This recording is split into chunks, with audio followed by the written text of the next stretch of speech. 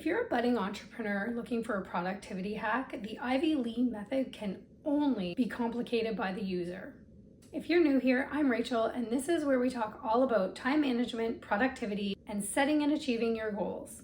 Today, I'm going to share with you the results of my 14-day experiment with the Ivy Lee method, whether it transformed my productivity, and how you can use it to increase your own productivity.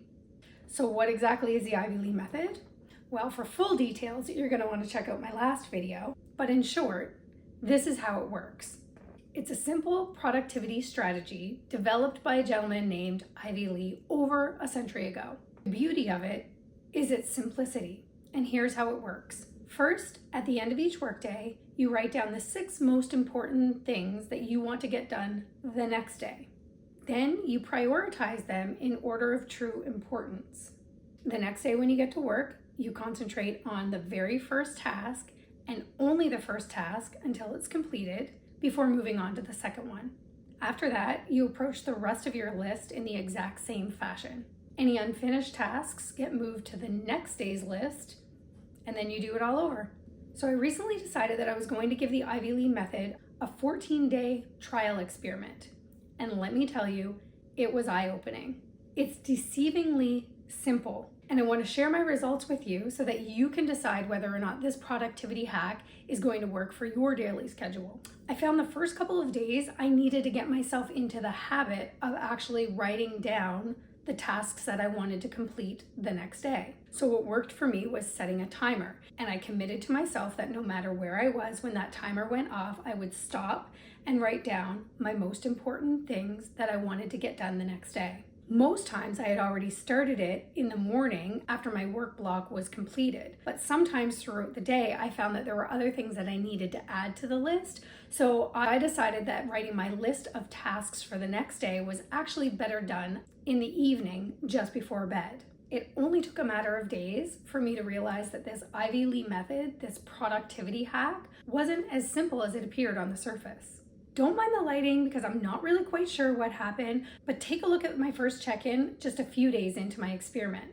It didn't take me very long to realize that I do a lot of little things that I shouldn't be doing as soon as I sit down to get to work.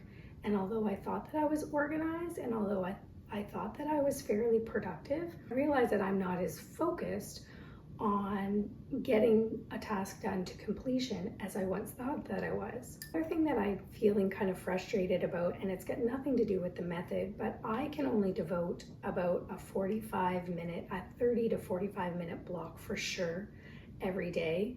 A lot of the items on my list take more than 30 minutes to complete. So if I'm editing a video, if I'm creating a thumbnail, if I'm writing a description, all of those things take me more than a half an hour to complete. So when I have 3 things on my list, and that is one of them, sometimes I don't feel like I'm getting a whole lot done because I keep carrying items over until the next day. What I love about this method so far is when you've got that list in front of you and you know that the purpose of that list is to get one thing done and check it off and not focus anywhere else.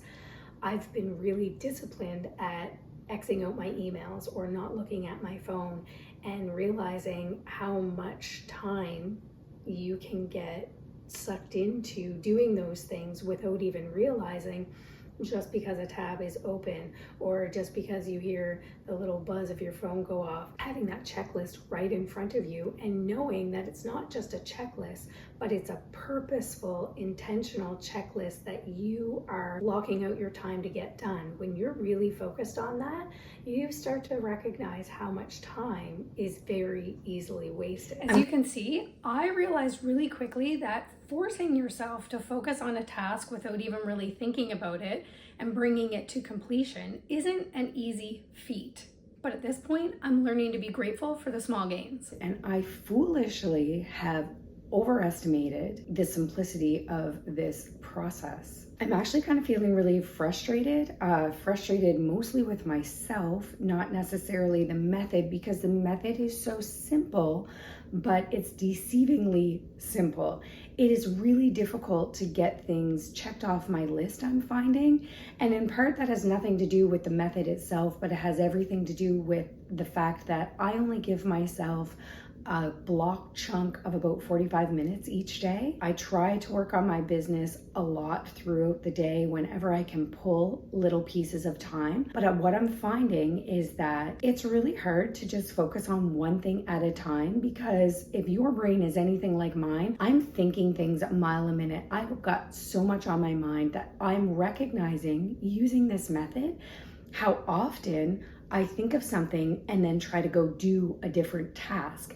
I'm working really hard to not do that this time around, but feeling frustrated that I can only check one thing, maybe two if I'm lucky, off of my list each day.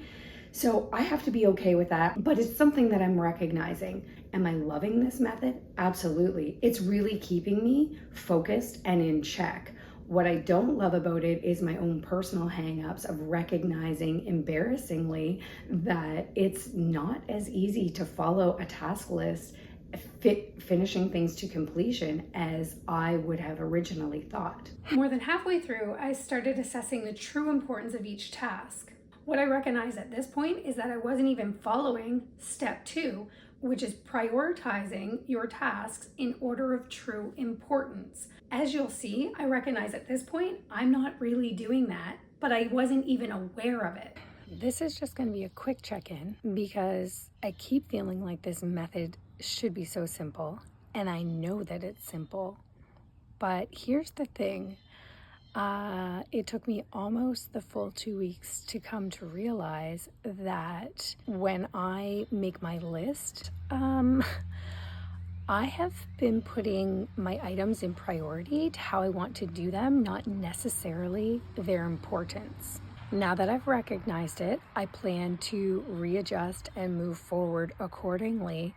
But I just keep realizing day after day that as simple as this plan seems, the user can really throw a wrench into things. I couldn't make a list just for the sake of making a list. I understood at this point that I needed to make a list of actions that were going to push me forward.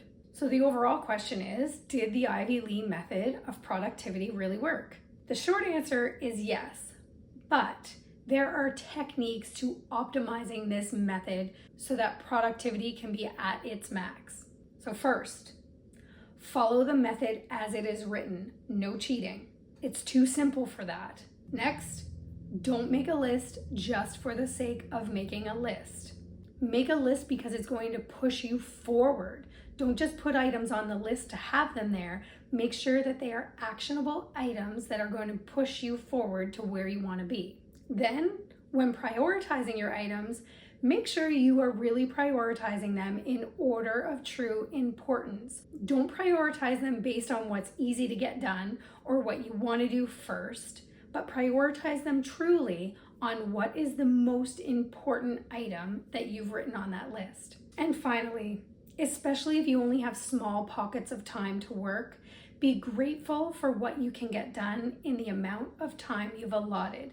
If you're truly being productive, if you're truly focusing on the task, it doesn't really matter if you get 3 tasks done, 6 tasks done, or only 45 productive minutes of one task done.